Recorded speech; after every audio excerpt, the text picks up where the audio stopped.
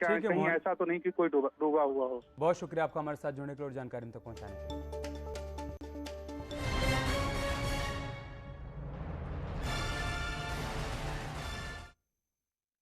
और बात करते हैं आज की बड़ी खबर की। योगी सरकार दिवाली पर गरीबों को बड़ी सौगात देने जा रही है। सूबे में माफिया से खाली कराई गई जमीनों पर गरीबों को सस्ते दामों पर आशियाने का सपना अब योगी सरकार पूरा करने जा रही है। प्रदेश में इसकी शुरुआत प्रयागराज से होने जा रही है।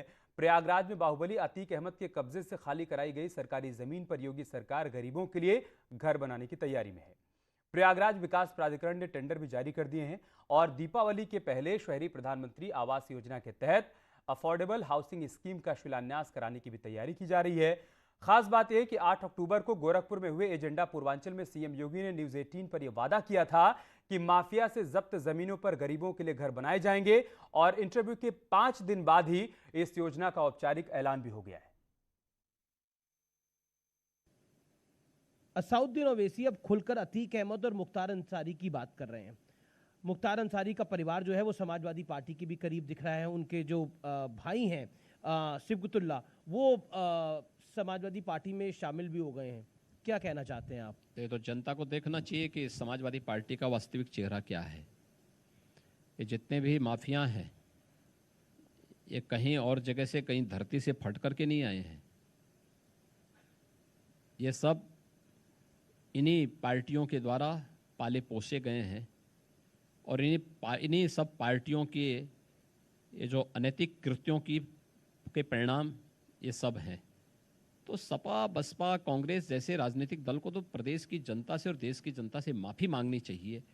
इनके कारण से प्रदेश के अंदर या देश के अंदर तमाम लोगों को परेशान होना पड़ा है, तमाम घर उजड़े हैं, तमाम सार्वजनिक संपत्तियों पर इन माफियाओं ने कब्जे प्रारंभ किए और अपनी अनैतिक संपत्ति बनाई और उसके नाम पे लोग कॉमन मैन का, व्यापारियों का, नागरिकों का जीना हराम करते थे।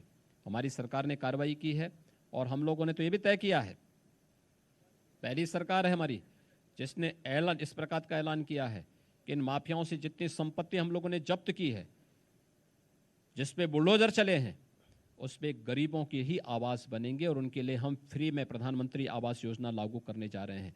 कितनी बड़ी स्कीम, लाखों गरीबों को हम आवास देंगे।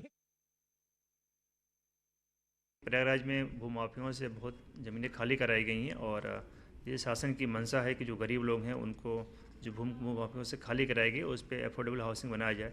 तो इसी के क्रम में हम लोग लुकरगंज में एक लॉन्च करने वाले हैं जिसमें कि 76 फ्लैट्स होंगे जो प्रधानमंत्री आवास योजना के अंतर्गत बनाए जाएंगे और इसका DPR भी रेडी हो गया है और बहुत ही जल्दी हम लॉन्च करेंगे। टेंडर भी इसका हो चुका है और जैसा माननीय मुख्यमंत्री की मंशा है कि उस पर गरीबों के लिए 76 फ्लैट्स बनेंगे सारी सुविधाओं के साथ।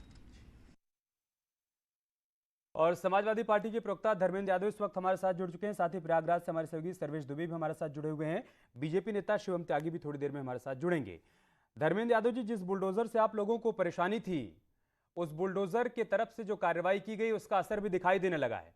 8 अक्टूबर को सीएम ने हमारे एजेंडा पूर्वांचल में कहा कि हम गरीबों के लिए उसी जमीन पर आवास बनाएंगे जिसे अतिक्रमण मुक्त करवाया गया है और 5 दिन के भीतर उन्होंने अपना वादा पूरा कर दिया।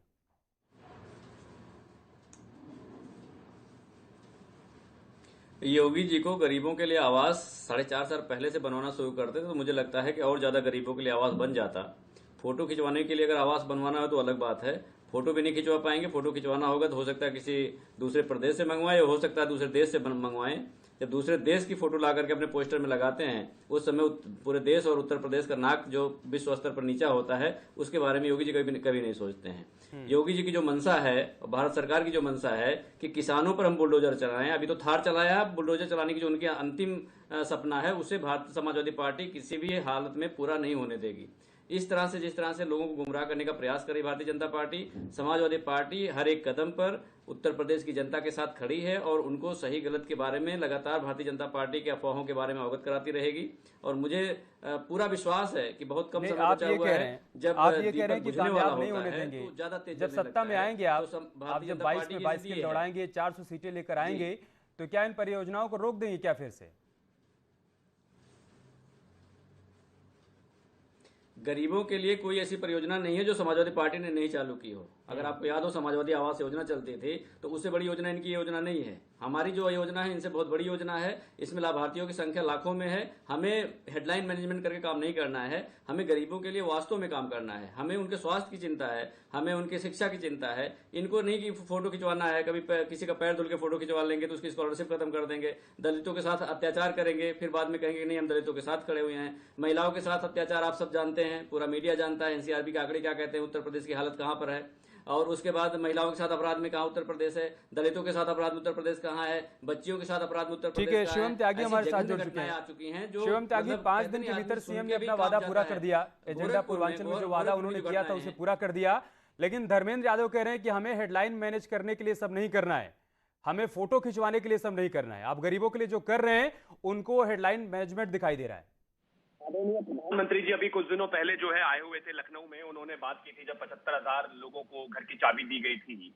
उसके बाद उन्होंने कहा था कि 2014 से 2017 तक 18,000 करोड़ रुपए वितरित किए गए थे, राज्य सरकार को दिए गए थे गरीबों के घर बनाने के लिए। 18 घर नहीं बनाए इन्होंने, और ये कह रहे हैं हमारा काम बोलता है। 75,000 की चाबी तो अभी आदरणीय प्रधानमंत्री जी देकर गए हैं, और इसके अलावा 9 लाख घर बन चुके हैं, दिए जा चुके हैं, और 14 लाख अंडर कंस्ट्रक्शन है। इनको पता क्या घर की कीमत क्या होती है, खुद तो कई हजार करोड़ के ताजमहल बनाकर बैठे हुए हैं अपने नेताओं के लिए, लेकिन गरीबों के घर की सुध कहां इनको। और आज अगर काम हो रहा है तो इनको दर्द हो रहा है। दर्द होना भी स्वाभाविक है, क्योंकि चुनाव सर पे है, और चुनाव में इन्होंने जितना पहले किया था वो आज सबके सामने है। दूसरी बात, इनके लिए एक और भी दिक्कत है कि जिन बड़े बड़े गैंगस्टरों को इन्होंने बड़ी मुश्किल से नेता बनाया था, हजारों लाखों करोड़ की उनकी संपत्ति बनवाई थी कि क्योंकि समय आने पर वो इनकी फंडिंग करेंगे, आज उनके बेचारों के घर तोड़ तोड़ कर आदरणीय योगी जी गरीबों को घर दे रहे हैं। अब इनका तो दुख जायज है बेचारों का, इनके पास कोई सवाल नहीं है, कोई जवाब नहीं है, कोई तर्क नहीं है। मैं कहता हूं चुनाव जो है, और या फिर चुनाव छोड़ दीजिए, आप आइए ना, बताइए कितने घर बनाए आपने। मैं डेटा लेकर बैठा हूं, आप बताइए आपने कितने 5 साल में घर बनाए।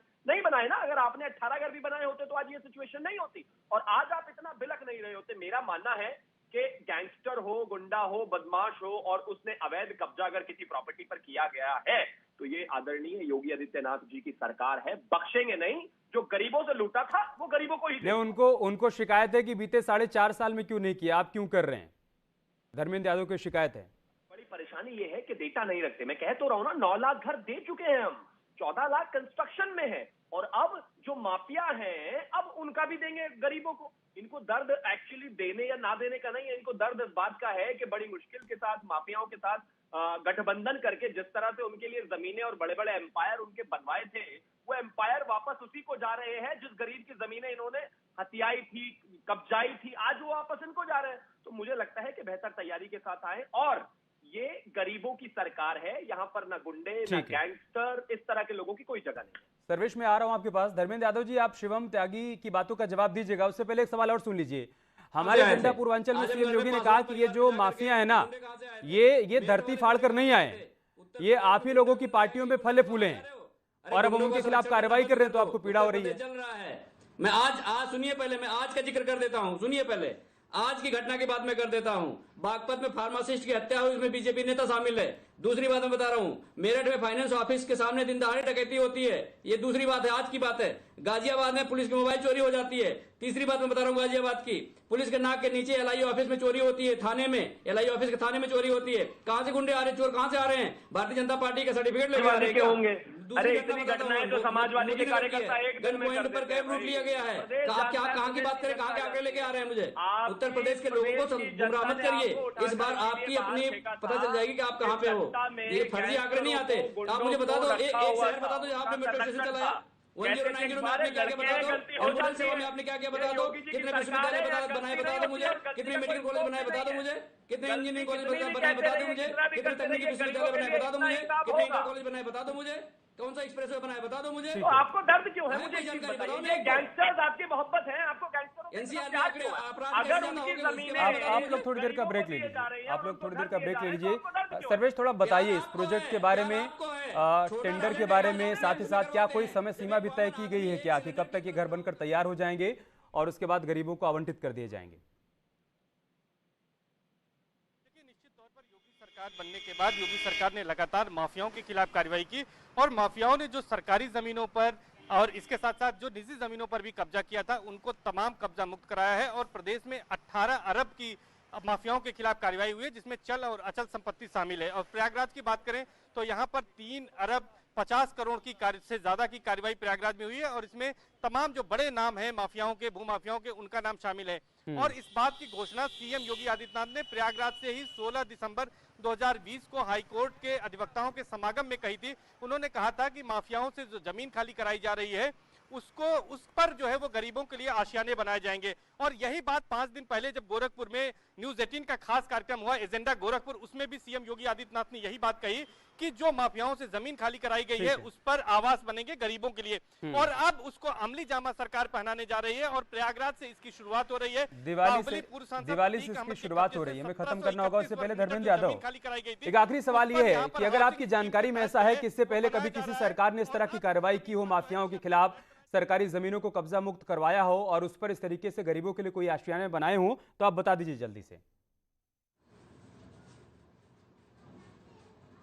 देखिए, हर सरकार माफियाओं के खिलाफ कार्रवाई करती है। कोई ये नई सरकार नहीं, अनोखी सरकार नहीं जो कार्रवाई करती है। आपने की कार्रवाई के कोई पोस्टर नहीं लगवाता है, ये पोस्टर लगवाते हैं। किसी अपराधी को गिरफ्तार करने के लिए पोस्टर नहीं लगवाया जाता है। अपराधी अब गिरफ्तार होता है। समाजवादी पार्टी सरकार में आप मुझे बता दीजिए कि अपराध का ग्राफ कम क्यों था? जब अपराध का ग्राफ कम था तो इसलिए तो समाजवादी पार्टी में कार्रवाई हो रही थी। इनकी कार्रवाई नहीं हो रही इसलिए अपराध ग्राफ बढ़ रहा है। महिला अपराध क्यों बढ़ रहा है? छिनैती क्यों बढ़ रही है? चेन स्नैचिंग क्यों बढ़ रही है? रेप की घटनाएं क्यों बढ़ रही है? अपराध कम हो रहा है, ज्यादा हो रहा है? जल्दी से जवाब दीजिए, फिर हमें खत्म करना है। अपराध कम ज्यादा हो नहीं जाता है। आप इनको कहिएगा थोड़ा चुप हो जाए। मैं बड़ी शालीनता से इनको सुन रहा था। मैं सिर्फ इतना कहना चाहता हूँ कि मैं एनसीआरबी का डेटा भी लेकर बैठा हूँ, लेकिन इनको अभी बताना नहीं चाहता क्योंकि समय बहुत कम है। 2020 और 21 में 46% महिला अपराध बढ़ गए हैं, जिसमें आधे से ज्यादा उत्तर प्रदेश के सपा का झंडा उसके अंदर गुंडा आदरणीय अजीत सिंह जी ये कहते थे और ये बात सच है। ठीक है, बहुत बहुत शुक्रिया आप सभी का हमारे साथ जुड़ने के लिए। बड़ी खबर का हिस्सा बनने के लिए एक छोटा सा ब्रेक लेंगे। खबरें जारी, आप बने हमारे साथ।